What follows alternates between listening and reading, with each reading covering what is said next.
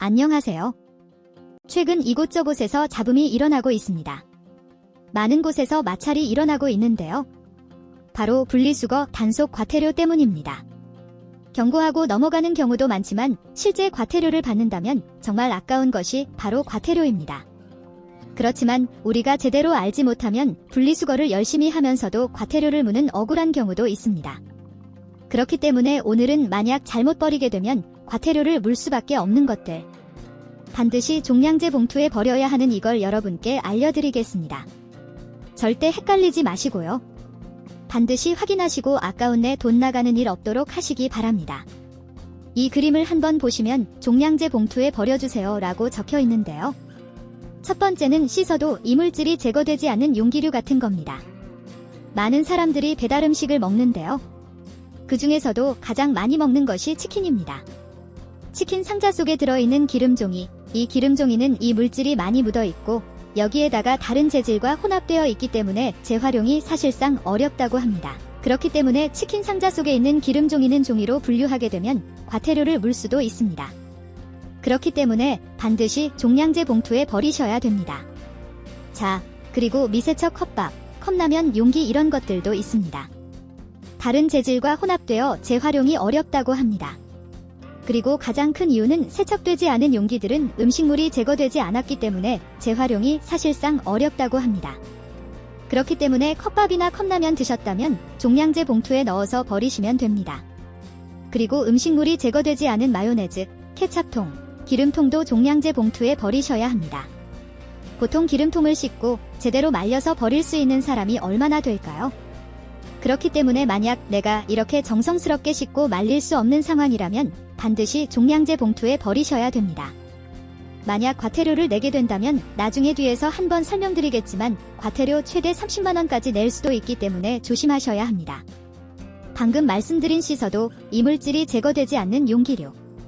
이 부분 많은 분들이 헷갈려서 위반하는 부분이기 때문에 반드시 한 번 더 생각하셔야 됩니다. 두 번째로 오해하기 쉬운 품목이 있습니다.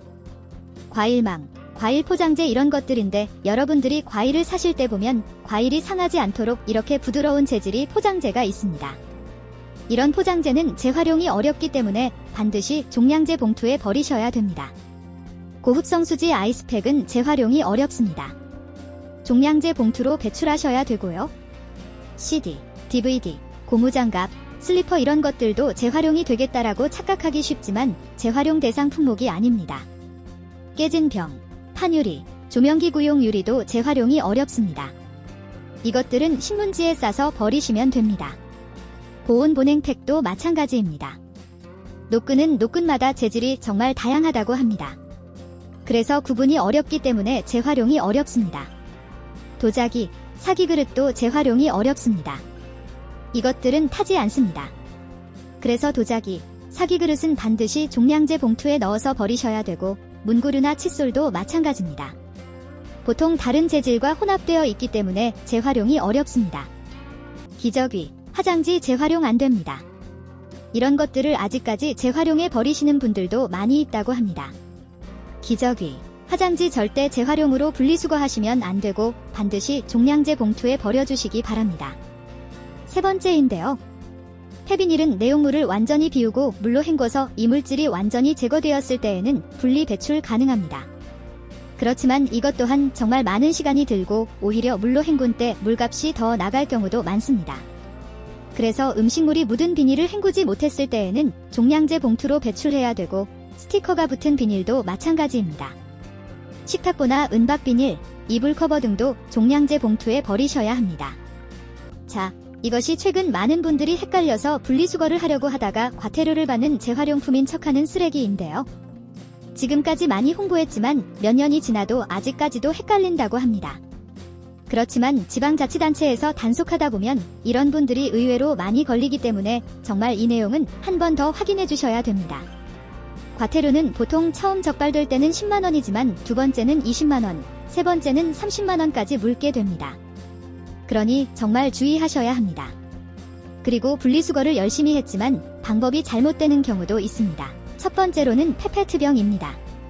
음료나 생수 같은 경우에는 내용물을 반드시 비워야 되고 라벨을 제거한 후 찌그러뜨려서 투명과 유색을 분리하여 분리 배출해야 합니다. 자, 골판지 박스도 있습니다. 택배 받으실 때 많이 받으실 텐데 테이프가 있을 수도 있고 다른 재질이 함께 있을 수도 있습니다. 이물질이 혼합되지 않도록 분리하셔야 되고 신문이나 책자, 이것도 마찬가지입니다. 만약 공책 같은 경우에는 스프링이 있는 경우도 있습니다. 이 스프링을 반드시 제거해서 배출해야 되고 종이팩은 일반 종이류와 구분해서 종이팩 전용 수거함에 따로 배출해야 합니다.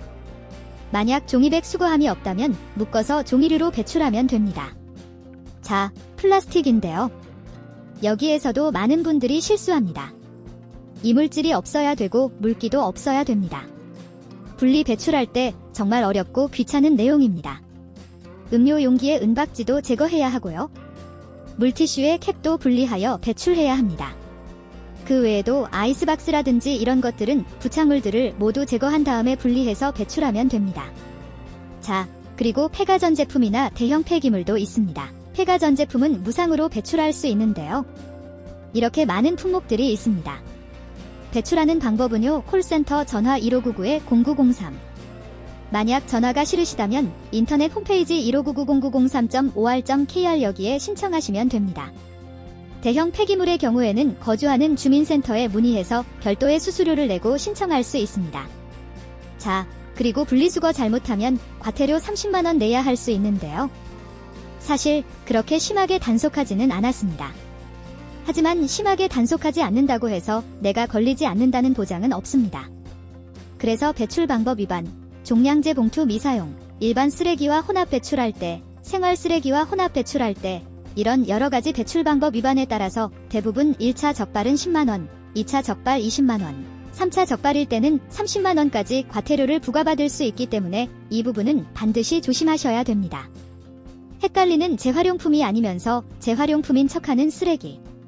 어떤 것들이 있는지 잘 확인하시고 과태료문은 어처구니 없는 상황 없도록 하시기 바라겠습니다. 그럼 오늘도 행복한 하루 보내시기 바라겠습니다. 감사합니다.